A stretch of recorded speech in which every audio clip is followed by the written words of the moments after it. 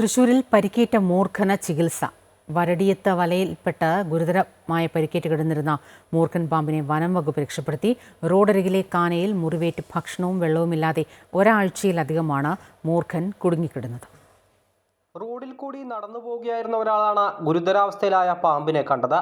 ഉടൻ ഇയാൾ വനം വകുപ്പിനെ വിവരമറിയിച്ചു. തുടർന്ന് വനംവകുപ്പ് വളണ്ടിയർമാരെത്തി പാമ്പിനെ വലയിൽ നിന്നും പുറത്തെടുത്തു. വിദഗ്ധ ചികിത്സയ്ക്കായി തൃശൂർ കൊക്കാല വെറ്റിനറി ആശുപത്രിയിലേക്ക് മാറ്റി. വെറ്റിനറി ഡോക്ടർമാരായ ഡോക്ടർ റെജി വർഗീസ്, ഡോക്ടർ സുജന എന്നിവരുടെ നേതൃത്വത്തിൽ അടിയന്തര ചികിത്സ നൽകി.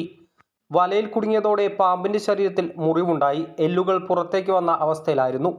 എക്സ്റേയിൽ എല്ലിന് പൊട്ടലുമുണ്ട്. നിലവിൽ അപകടനില തരണം ചെയ്തതായും മുറിവുണങ്ങാൻ 1 മാസത്തെ വിശ്രമം ആവശ്യമാണെന്നും വെറ്റിനറി ഡോക്ടർമാർ അറിയിച്ചു. വനംവകുപ്പിന് കൈമാറിയ മൂർഖൻ പാമ്പ് ഇപ്പോൾ നിരീക്ഷണത്തിലാണ്. അമൃത ന്യൂസ്, തൃശൂർ.